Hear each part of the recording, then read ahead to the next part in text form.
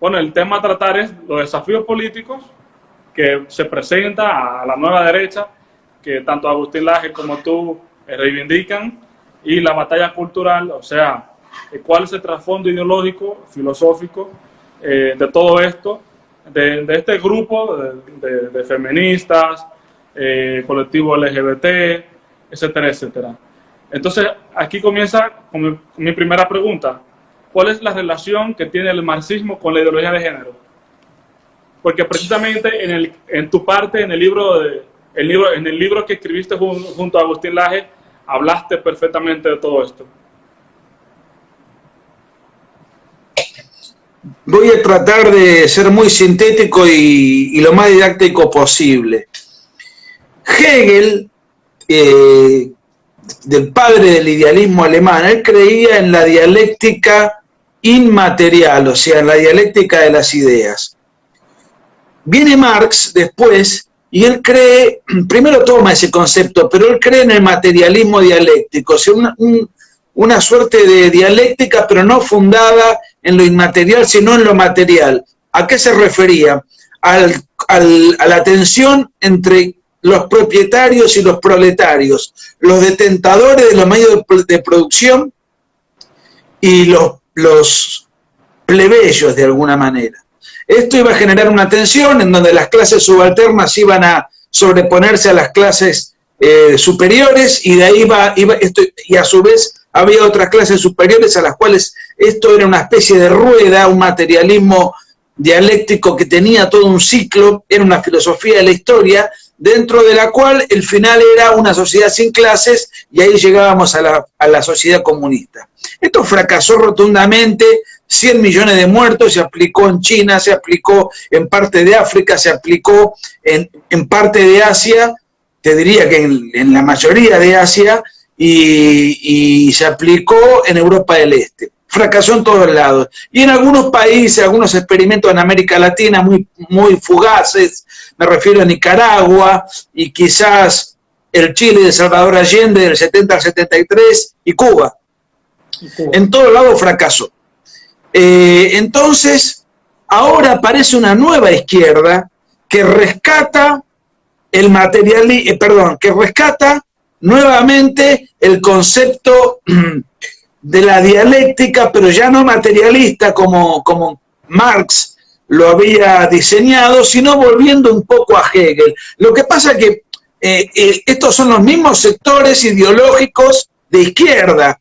Entonces, para simplificar, nosotros hablamos de marxismo cultural porque no es un marxismo materialista. ¿En qué consiste? Bueno, consiste en ya no ver clases sociales que detentan los medios de producción y clases oprimidas, propietarios y proletarios, sino en ver clases o sectores culturalmente oprimidos. Y ahí aparece la mujer que es oprimida por el patriarcado. ¿Qué sería el patriarcado? Un sistema de dominación en el cual la mujer quedaría como un elemento esclavizante. Una mujer que sería un sujeto oprimido, envilecido, al servicio de ese sistema de dominación. Algo ridículo y bastante imbécil, porque nunca la mujer tuvo tanto progreso y derechos como ahora. Ahora tiene la misma cantidad de derechos que el hombre. Puede votar, puede ser presidente, puede ser empresaria, puede tener sexo con quien quiera, puede tener una profesión, puede ser ministro. O sea, la mujer no tiene ningún impedimento. Sin embargo, en el momento dentro del cual la mujer puede vivir en plenitud su vida, aparece el feminismo. Esto es consecuencia de que el marxismo ha cambiado de estrategia y ahora pretende llevar adelante una revolución cultural, una dialéctica cultural, y a eso se le llama marxismo cultural. Este es el caso del feminismo. Los lobbies LGBT pretenden presentarse como una clase cultural oprimida por el heteropatriarcado, como que son un sector oprimido, soslayado, un sector apartado, un sector marginado.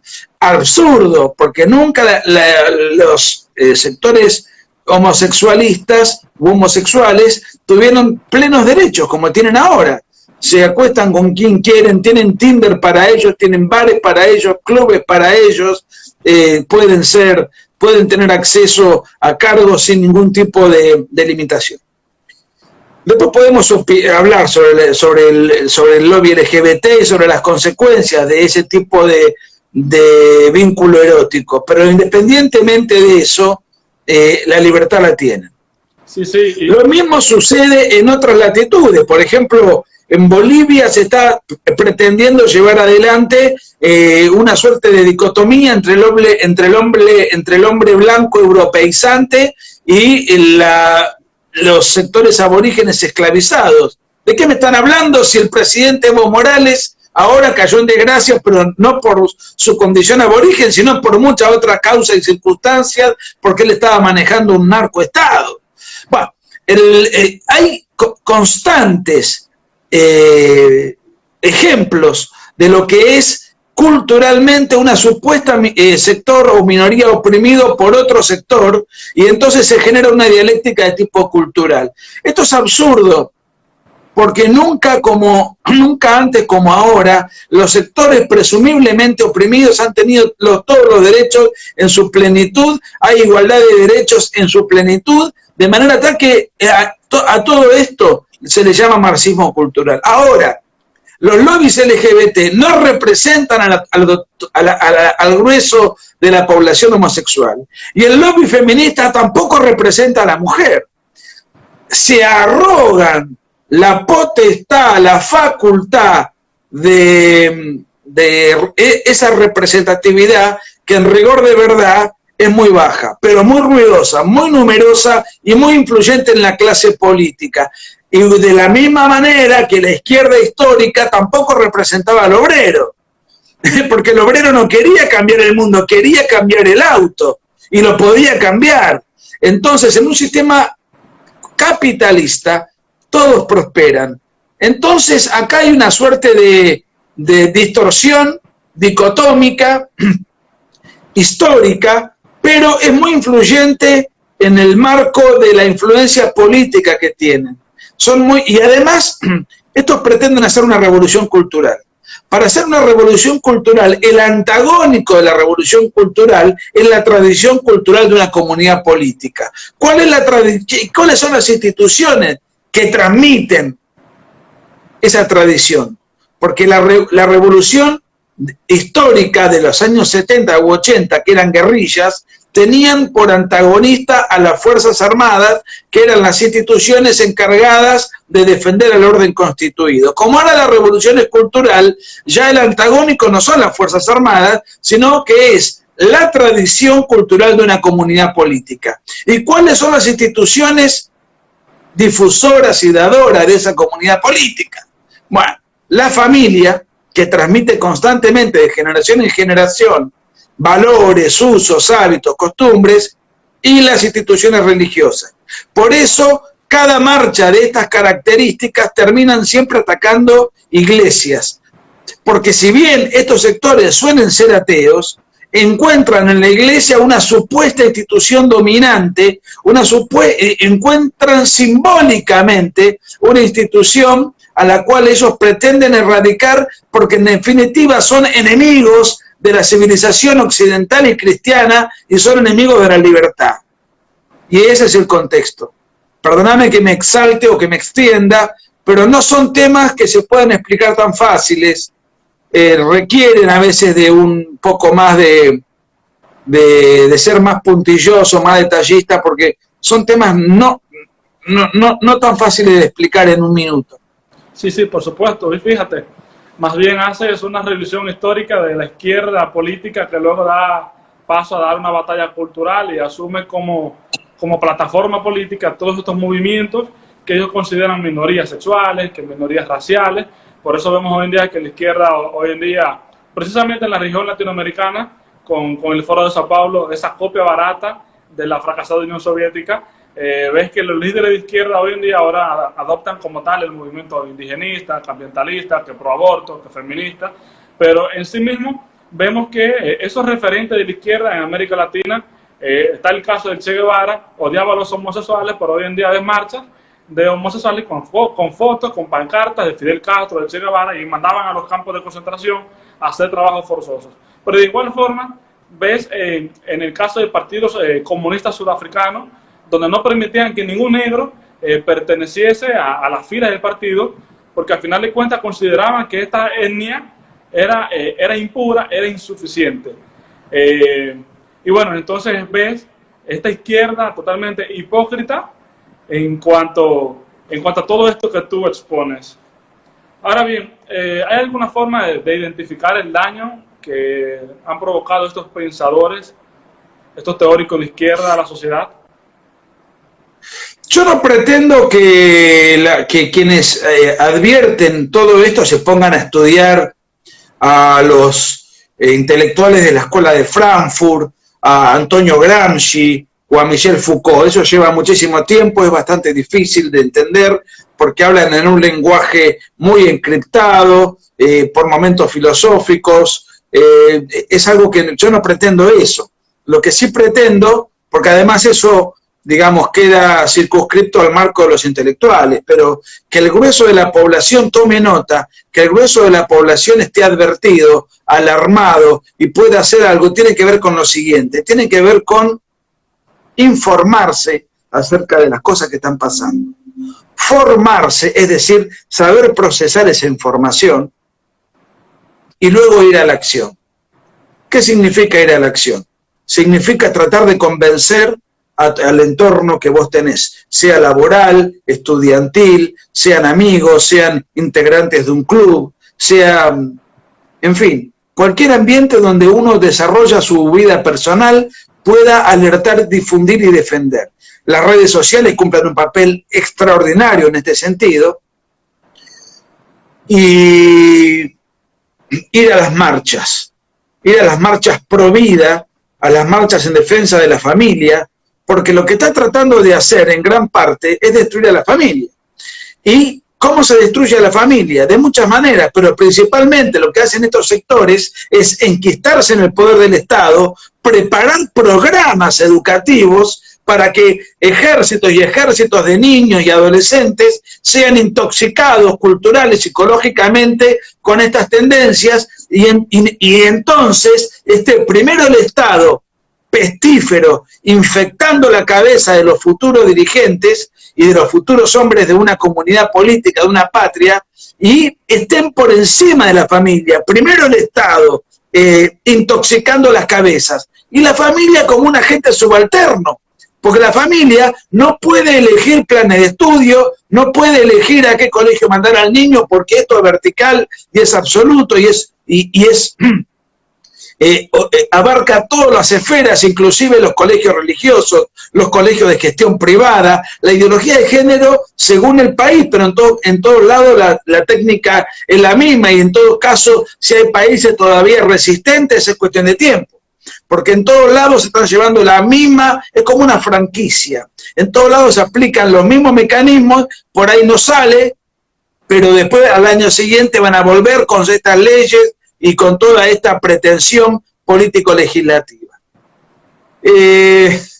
Entonces, por eso hay movimientos, un movimiento importante que nació en Perú, que se llama Con mis hijos no te metas, y los movimientos pro vida, que lo que buscan es defender la vida desde la concepción hasta la muerte natural, y salir a la calle es muy interesante y muy importante porque los políticos, que suelen ser cazadores de votos, ellos se circunscriben a lo que dicen los medios de comunicación, que están a favor de la ideología de género, a lo que dicen los políticos, a lo que dicen los medios de comunicación, y a las marchas que ellos hacen, bien financiadas y numerosas. Pero como nosotros somos muchísimo más, pero somos silenciosos y perezosos, lo que tenemos que hacer es concientizar para hacer multitud y para que los políticos de turno adviertan: acá hay una masa electoral enorme que me la estoy perdiendo. Y además hay que amenazar a los políticos. ¿De qué manera? Bueno, mira, si vos vas a votar el aborto, yo no te voto nunca más. Si vos vas a favorecer el aborto,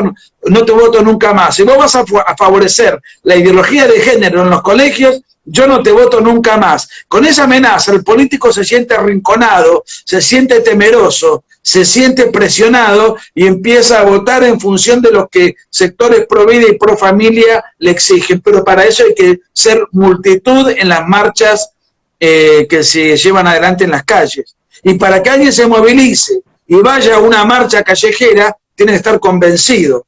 Pero los que están convencidos tienen que convencer a los demás.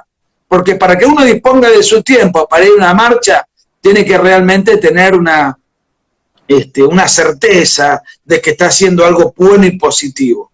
Sí, sí, totalmente. Y es que fíjate, así como la persona investiga antes de comprarse un celular, la persona también debería investigar a los políticos antes de dar un voto. Porque muchas veces por inconsciencia damos voto a un político pro aborto, pro ideología de género. Entonces cuando llega el Congreso y empieza, ¿no?, a sacar su agenda, a sacar sus refajos, entonces nos damos cuenta que va en contra de nuestros principios. Y es por esa razón que la educación política es bastante importante. Y precisamente en la República Dominicana se presenta ese gran reto, que, bueno, ese debate de derecha versus izquierda aún no está tan marcado como sucede en los países de Argentina, en otros países de la región latinoamericana. Aquí la población común no entiende qué implica ser de derecha o qué implica ser de izquierda. Y al final de cuentas, las ideas políticas pierden mucha incidencia en los partidos. Por eso vemos hoy en día que, al menos en mi país, personas conservadores en partidos de izquierda, vemos partidos conservadores realizando alianzas electorales con partidos que pertenecen al Foro de Sao Paulo. Por eso es lo que te digo, aquí las ideas políticas no mantienen tanta incidencia. Entonces, a partir de ahí te hago la siguiente pregunta. ¿Cómo podemos enfrentar eso? O sea, ¿hay una solución a esto?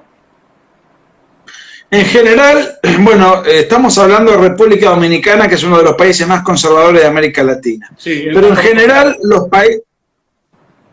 ¿Cómo? Que sí, que estoy de acuerdo. En cuanto a temas sociales, temas culturales, sí es muy conservador. Bueno, muy bien, estoy de acuerdo.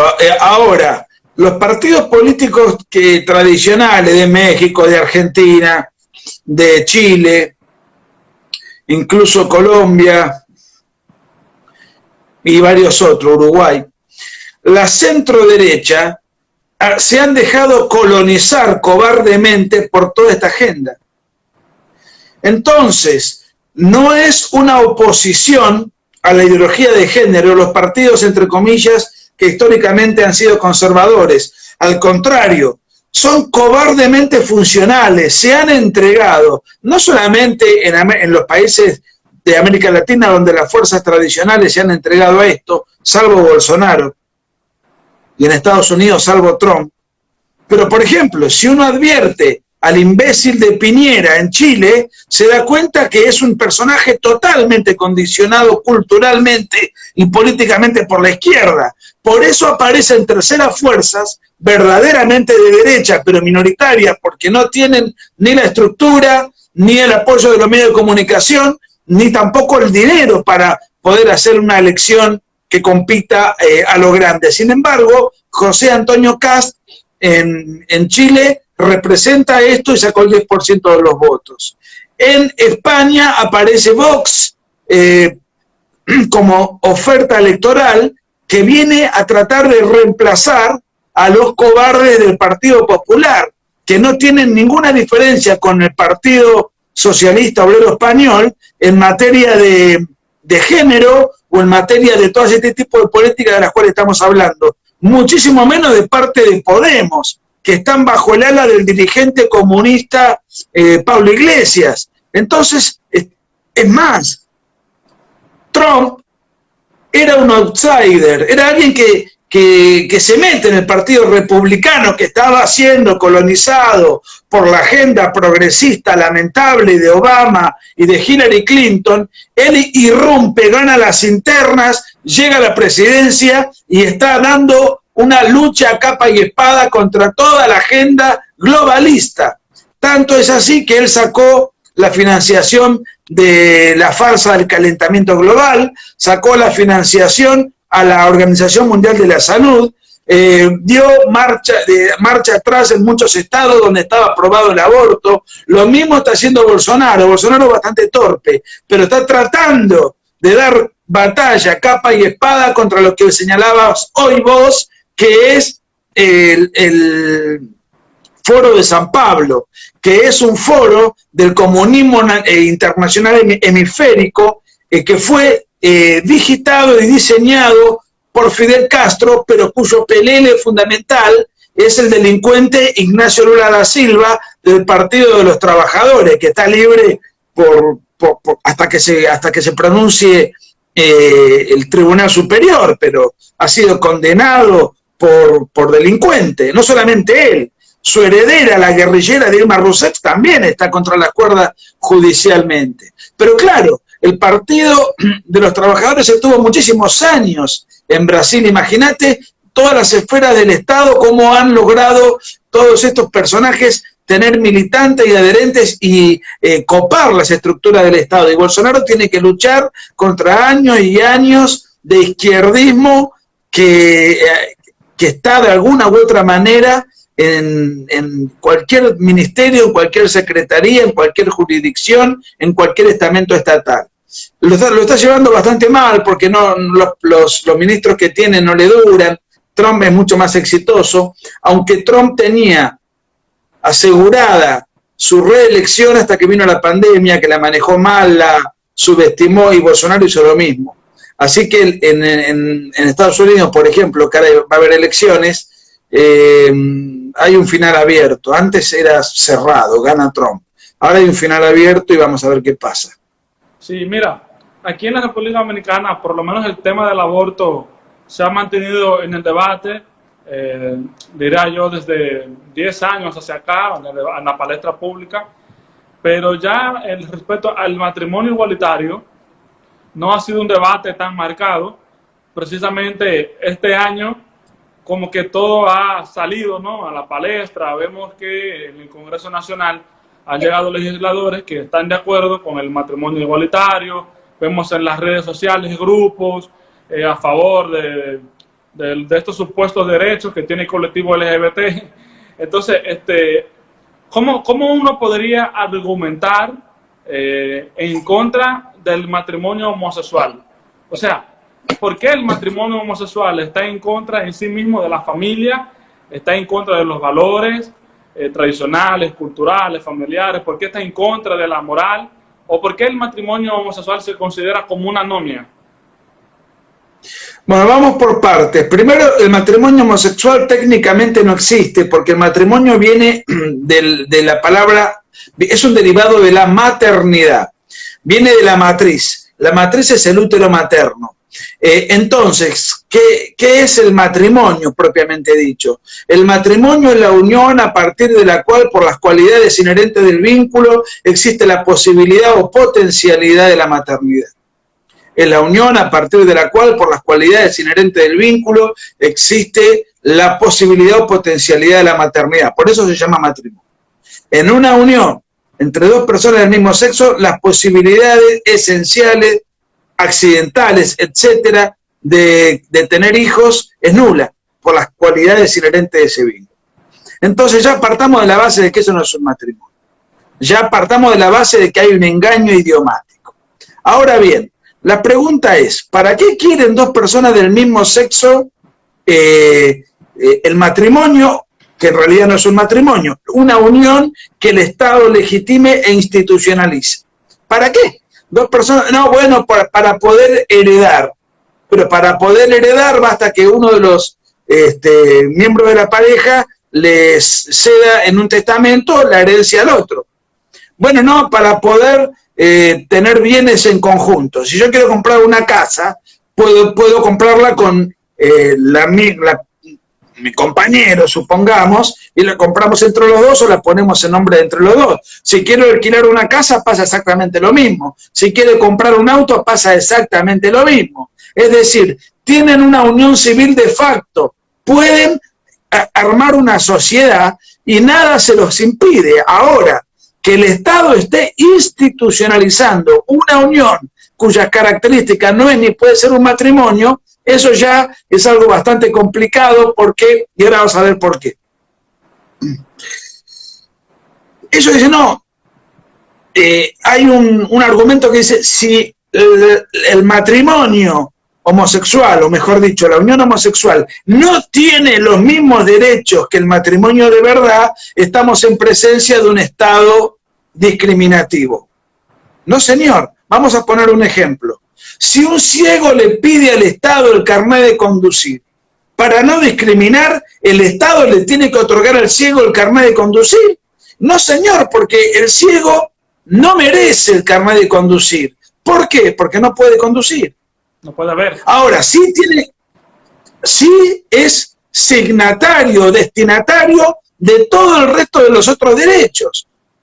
Ahora, dos personas homosexuales no pueden contraer matrimonio, sí pueden ejercer el resto de sus derechos, de los derechos que cualquiera tiene, derechos civiles, políticos, qué sé yo, económicos, esas libertades. Lo que pasa es que acá hay otro tema que tiene que ver con lo siguiente, que es el tema de la adopción. Si dos personas del mismo sexo, como no pueden tener hijos por las cualidades inherentes y esenciales de ese vínculo, no pueden tener, obviamente no pueden tener hijos, bueno, pero si le damos el rango matrimonial o los derechos propios del matrimonio van a poder adoptar. Bueno, esto es muy complicado. ¿Por qué razón? Porque la adopción no es un derecho del adoptante. La adopción es un derecho del adoptado, del niño susceptible de ser adoptado. ¿Y en qué consiste la adopción? ¿Por qué se generó esta institución? Para que el niño se le devuelva al niño aquello que el niño ha perdido. ¿Y qué es lo que ha perdido el niño? A mamá y a papá. Exacto. Pero después aparecen otros argumentos colaterales que dicen, no, bueno, pero en verdad lo que importa es el amor. Vamos por partes. Vamos por partes.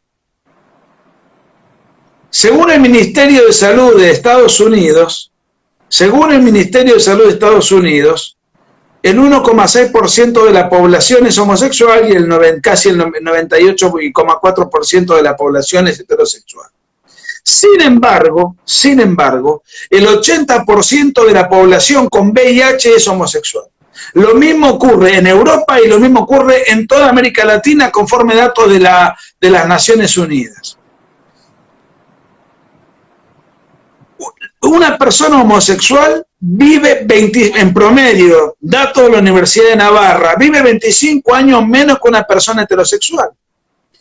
Porque tienen récord de gonorrea, récord de SIDA, se drogan 7 veces más que una persona heterosexual, alcoholismo 5 veces más que una persona heterosexual en los guarismos. El tabaquismo es el triple que una persona heterosexual. En conclusión, viven mucho menos y además tienen récord de suicidios. No, bueno, pero los suicidios se producen porque ellos no son comprendidos y padecen la discriminación. Bueno, vamos a ver el caso. ¿Cuál es la ciudad por excelencia en donde ser homosexual no es ser discriminado, sino ser establishment? Es lo establecido, es el mejor rango, es, bueno, la ciudad de San Francisco. Pero la ciudad de San Francisco es la ciudad donde se registran mayor índice de suicidios de todo Occidente. ¿Y por qué razón si ahí no padecen ningún tipo de discriminación? En el caso de que Occidente los discrimine. La razón es muy sencilla. Porque es la ciudad con mayor cantidad de homosexuales. El problema no es una supuesta homofobia. El problema es que vivir en contra de la naturaleza trae grandes rasgos y muy intensos de infelicidad. Sí, y por esa razón Pablo Muñoz establece que los homosexuales tienden a desarrollar, por estadísticas, más trastornos de personalidad, más trastornos de sexualidad también. O sea que por estadística también superan en esa parte.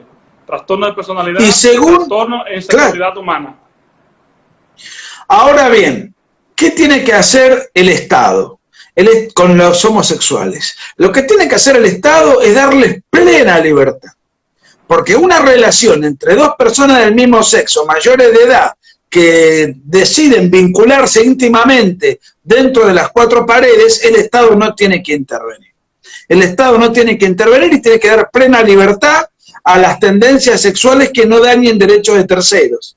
Porque hay tendencias y orientaciones sexuales que sí dañan derechos de terceros, como la pedofilia, que es una orientación sexual. Pero es una orientación sexual inaceptable, en donde el depravado merece toda la sanción penal. En el caso de la homosexualidad, no. Son dos personas del mismo sexo que deciden un vínculo X, allá ellos, pero el Estado no tiene en modo alguno que interferir. En todo caso, si interfiere es para darles plena libertad, Pero la realidad es que más allá de esa libertad con la cual yo coincido, es que el homosexual vive 25 años menos en Occidente, menos que una persona heterosexual en promedio, porque viven, entre otras cosas, con todas estas enfermedades y con todas estas infelicidad tan intensa que los lleva al escapismo permanente de los vicios y del suicidio, tal como hablábamos hoy. Entonces, esto lo explico por lo siguiente. Cuando se habla de la adopción, dijimos que la adopción no es un derecho del adoptante, sino del adoptado. Pero está comprobado que una persona que es criada en un ambiente heterosexual, como decíamos hoy, tiene el 1,6% de probabilidad de tener tendencia homosexual. En cambio, y estos son datos interesantes del Cameron de Norteamérica, bueno, una persona criada en el marco de una pareja homosexual, homoparental, tiene el 34% de probabilidades de incurrir luego en tendencia homosexual. ¿Y qué importancia tiene si es lo mismo una cosa que la otra? Ya vimos por las estadísticas que no es lo mismo. Entonces hay que resguardar al niño, darle la mejor familia posible, el mejor contexto socioambiental posible para que el niño en situación de ser adoptado, máxime que esos niños son vulnerables, tengan el mejor hábitat para crecer y para desenvolverse. Sí, y precisamente por eso nace el movimiento Con mis hijos no te metas. Una clara posición en contra de estos colectivos, de estos grupos feministas que quieren utilizar el Estado para imponer su agenda ideológica. Porque al final de cuentas necesitan un aparato totalitario, un control estatal para imponer todas sus ideas y al final de cuentas atentan contra la vida, la familia, la libertad, la propiedad privada. Bueno, hay un autor mexicano muy interesante, Octavio Paz, un literato. Él decía, la dictadura perfecta es aquella que no se nota que es una dictadura. Y la ideología de género tiene rasgos de dictadura, pero no se nota que es una dictadura. Por eso, desde ese punto de vista, es una dictadura perfecta, porque no se nota que lo es. Al contrario, se presenta bajo dos lemas. Uno es la diversidad y el otro lema es la ampliación de derechos. No solamente no apunta a la diversidad, sino a la homogeneidad de una ideología, sino que tampoco se amplían derechos, sino que se coartan derechos de todos aquellos que no compartimos, digamos, esta tendencia, pero de cualquiera que opine en disidencia se coartan derechos, libertad de expresión, libertad de pensamiento, libertad laboral, porque se imponen los cupos de género y las cuotas que son un disparate, libertad política, porque se imponen las cuotas que atentan contra todo aquel que quiere sufragar. El votante, la persona que quiere elegir a un candidato, tiene que elegir no en función de mi deseo personal, sino en función de una ingeniería social establecida que de antemano impone cuotas. ¿Cuotas por qué? Que la mujer se gane su lugar.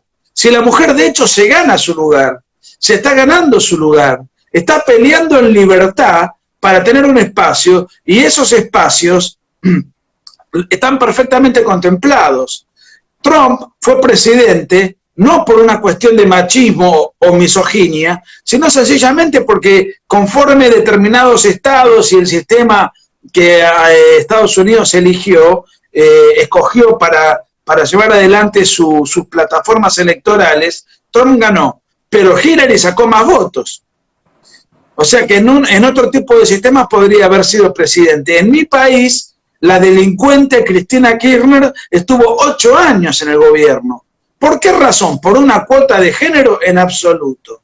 Simplemente la población, lamentablemente, mayoritaria, la eligió y ella pudo acceder a ese cargo. Y cuando digo lamentablemente, no lo digo porque sea mujer en absoluto, lo digo porque fue una delincuente al servicio personal por todo lo que ha robado y al servicio de una camarilla, de una corte de mafiosos que la acompañaron, ¿no? Eso es un tema aparte de la Argentina que no viene a cuento. Dilma Rousseff, también delincuente, fue presidente de Brasil porque en Brasil la han votado. ¿No han votado acaso a la delincuente Michelle Bachelet en Chile? Y así sucesivamente. Y son delincuentes no por ser mujeres, porque Lula también es un delincuente y gobernó Brasil y tiene una condena firme. Ahora, otro delincuente es Rafael Correa, 8 años de prisión le sentenciaron. Y así sucesivamente. O sea que la moral en el ejercicio de la función pública no tiene sexo. Pero a mí me llama la atención que toda esta explosión de feminismo surge cuando la mujer no tiene ningún impedimento legal en Occidente para ejercer sus derechos en plenitud. Sí, sí, totalmente de acuerdo. Y fíjate, también está el caso de la cultura abortista. Sería bueno hablar de la situación del aborto, del negocio que representa el aborto en sí mismo, porque fíjate, aquí tenemos una institución, Profamilia, curioso el nombre, porque tan solo se basa en una planificación familiar bajo el concepto de derechos reproductivos, que derechos sexuales de la mujer, pero muy poca gente sabe que Profamilia recibe un fuerte financiamiento por parte de la IPPF. Desde el año 2008 hasta el año 2016, Profamilia Dominicana recibió más de 400 millones de pesos. Eso sería un aproximado de 8 millones de dólares.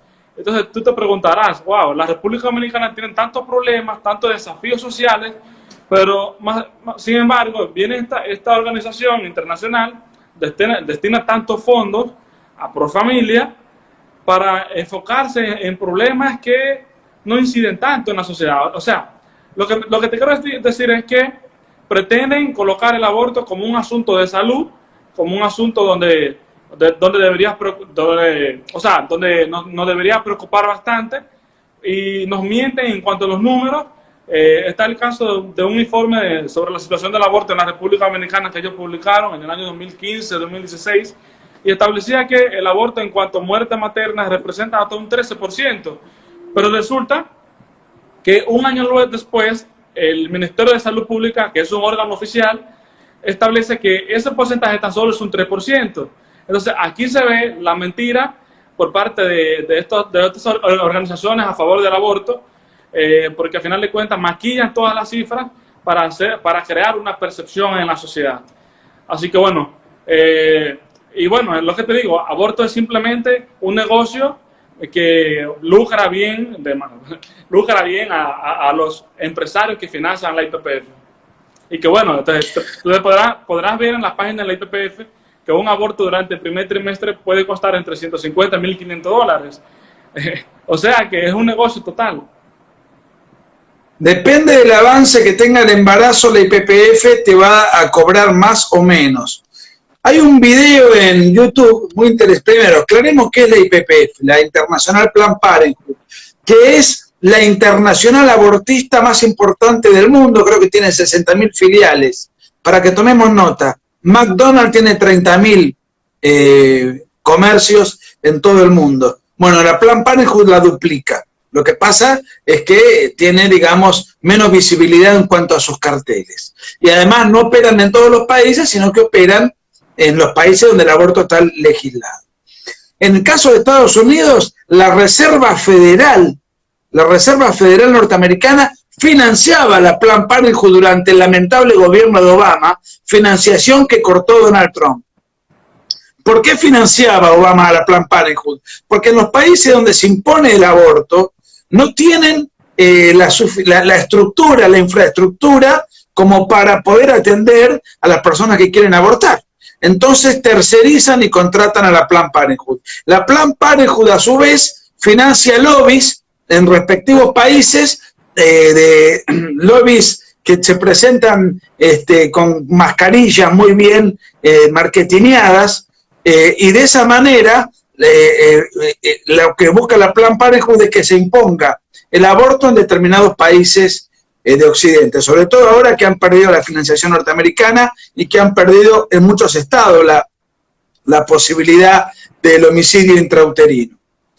Si uno quiere, para conocer de qué se trata la Planned Parenthood, y pone IPPF o Planned Parenthood en YouTube y pone cámara oculta, no sé, ahí va a poder apreciar cómo dirigentes de la Planned Parenthood, en el marco de una cámara oculta, le dicen a una persona cuánto valen los órganos, y que los órganos, para que sean comprados y traficados para hacer cremas, para diferentes emprendimientos colaterales, e ilegales. Y los mismos tienen un precio en función del desarrollo del bebé. No es lo mismo un bebé de 2 meses que un bebé de 8 meses. Cuanto más desarrollo tenga, más caro son los órganos del niño. Esto no lo digo yo, lo dicen ellos en una cámara oculta. Y son unos malditos. Y todo esto es presentado bajo el subterfugio de que la mujer es dueña de decidir de su cuerpo, de decidir por su cuerpo. Yo estoy absolutamente a favor de que la mujer disponga de su cuerpo. Pero ¿qué significa disponer del cuerpo? Hacerse un peinado, hacerse un tatuaje, vestirse de X manera, que haga lo que quiera con su cuerpo. El problema es que cuando estamos hablando del aborto, estamos hablando del cuerpo de un tercero. ¿Quién determina que lo que está en la panza de la mujer, en el útero materno, es un tercero? ¿Lo dice el Papa? ¿Lo dice un pastor? ¿Lo dice la Biblia? No, lo dice la ciencia. Lo dice la ciencia más moderna.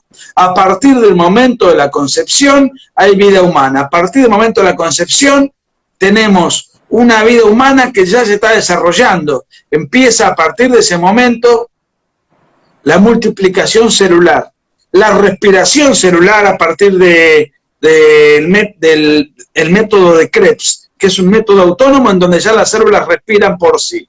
Hay un ADN propio. El niño puede tener incluso un sexo distinto del de la madre o un grupo sanguíneo distinto del de la madre. Y esto lo dice la ciencia más moderna. En cambio, los abortistas no saben especificar cuándo empieza la vida, precisamente porque ellos riñen con la ciencia, están en contra de la ciencia. No les conviene competir con la ciencia porque la ciencia les es esquiva.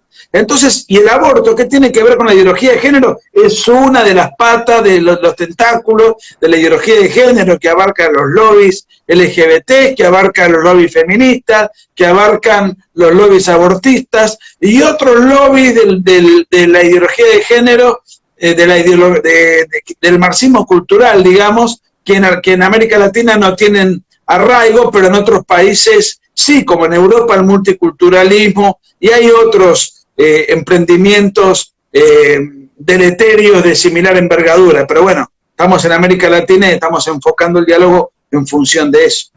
Sí. Nicolás, ¿qué es la nueva derecha? De lo que tanto Agustín como tú hablan. Bueno, la nueva derecha yo creo que tiene 3 fundamentos. Defiende la vida, defiende la propiedad y defiende la libertad. Y además está muy consciente y muy preparada y muy enfocada en luchar contra la ideología de género, porque la ideología de género atenta contra la libertad. Y los partidos del centro derecha tradicional se han dejado colonizar cobardemente. Entonces aflora la nueva derecha, afloran expresiones políticas no solamente en América Latina, sino, por ejemplo, en Hungría con Orbán, en Polonia, el Frente Nacional en Francia, Vox en España, Salvini en Italia, afloran, conscientes del peligro del marxismo cultural. Entonces yo creo que la nueva derecha primero reacciona ante el marxismo cultural, defiende la vida desde la concepción, defiende la libertad que es amenazada por el marxismo cultural y defiende la propiedad privada, que es un principio fundante de la civilización cristiana, la defensa de la propiedad. ¿Y qué es la propiedad? La propiedad no es otra cosa más que el fruto del trabajo de uno. Si el Estado me regula la propiedad, el Estado, o me la quita, el Estado me está regulando el fruto de mi trabajo. ¿Y cómo puede ser que un conjunto de burócratas venga a decirme a mí qué hacer o qué no hacer con lo que yo he ganado trabajando lícitamente? La nueva derecha de alguna manera se compone de varios, valga la redundancia, de varios ingredientes, de varias fracciones políticas que yo, para simplificar, diría que son tres: el liberalismo clásico, el conservadurismo y el nacionalismo. Por eso, para esa unión, que está en transición y que se da en muchos lugares, yo digo que tenemos que juntarnos con liberales que comprendan que la vida empieza desde la concepción, conservadores que entiendan que la tradición tiene que estar al servicio del progreso, y nacionalistas que no confundan el amor a la patria con el amor al Estado. Si esto lo podemos amalgamar, esto es parte de la nueva derecha, y estamos nucleando a diferentes sectores para armar un partido político con vocación de poder. En Argentina eso no está presente, en muchos países lamentablemente esto no está presente, y en otros tiene una presencia fuerte e inclusive son gobiernos. O sea que esto es un proceso de transición que vamos a ver cómo deriva, en qué deriva. Sí, entonces, esta nueva derecha puede acoger en sí mismo a los conservadores, liberales, libertarios, palolibertarios, liberales, conservadores. ¿Puede? O sea, ¿cómo lograr esa perfecta unión? Yo creo, ¿cómo lograr qué? ¿Cómo lograr esa perfecta unión entre los liberales, conservadores, libertarios, nacionalistas incluso? Bueno, mira, por empezar, yo no, vos dijiste perfecta unión, yo creo que las uniones no son perfectas. Todos estos sectores no se pueden unir perfectamente. Lo que yo sí creo es que, o con perfectibilidad, si cabe el término, lo que yo sí creo es que pueden buscar una plataforma común, negociar entre sí, y sobre 10 puntos a lo mejor estar de acuerdo en 7 y entonces ir juntos. Entonces la unión no es perfecta, pero es posible. Es posible. Para eso hay que conversar, hay que, en fin, como cualquier frente político que tiene constantemente comercio de ideas y negociaciones, pero tiene que haber principios comunes innegociables. Por ejemplo, el aborto no. Eso, ahora, si yo tengo un programa económico y otro tiene otro programa económico, busquemos un programa económico intermedio, poder negociar. Hay cosas que se pueden negociar y cosas que no deben ser negociables. Si yo quiero hacer una regulación laboral en función de un proyecto político y otros quieren o tienen otra regulación laboral más abierta, se puede buscar un punto intermedio. Hay aspectos accidentales y hay aspectos esenciales. Ya lo decía San Agustín, en lo esencial unidad y en lo demás libertad. Sí, sí, de acuerdo, de acuerdo. Nicolás, ¿cuáles son los desafíos políticos que se le presentan a esa nueva derecha en América Latina?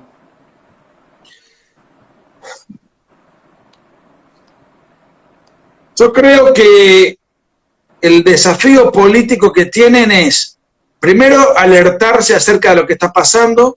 Una vez que son conscientes de son conscientes de ese peligro, hacer lo que decíamos recién. Tener la capacidad y la humildad para juntarse y para perfeccionar un discurso. Porque la nueva derecha, como su nombre lo indica, es nueva y muy nueva. Entonces le falta tener un discurso claro, homogéneo, sistemático. A mí me hace acordar, y a veces hago una comparación con los nuevos. ¿Vos sos católico o protestante? Protestante. Protestante, muy bien. Los primeros cristianos, las primeras etapas, era bastante caótico. Los pensadores de lo que se conoce como la patrística, los padres del cristianismo desde el punto de vista intelectual, probablemente el más importante de San Agustín, o como dirías vos, Agustín de Hipona, era bastante caótico, sobre todo en esa época en donde no se podían, no se podía comprar libros, sacar papers por internet, era todo un ambiente bastante desordenado y desorganizado. Después viene la escolástica, con Santo Tomás de Aquino a la cabeza, o con Tomás de Aquino, como dirías vos. Muy bien. ¿Qué hace la escolástica? Perfecciona todo ese caos que era la patrística, lo sistematiza, lo unifica, y a partir de ahí genera una visión organizada, ordenada y orientada. Nosotros, lo que participamos de la nueva derecha, como es algo muy nuevo, estamos todavía envueltos en ese caos, en donde tenemos que, para unirnos, tener una suerte de organización ideológica. O sea, estamos recién en la patrística, falta llegar a la escolástica. Vamos a llegar rápido porque las redes sociales, porque la tecnología de hoy no es la tecnología del año 1200 cuando vivió Santo Tomás. Pero digamos que tenemos todavía una etapa incipiente en donde tenemos que perfeccionar una serie de ideas comunes para poder llevar adelante un frente electoral con vocación de poder y no meramente testimonial. Sí, sí, realmente. Nicolás, ¿algunos referentes de esta nueva derecha en América Latina?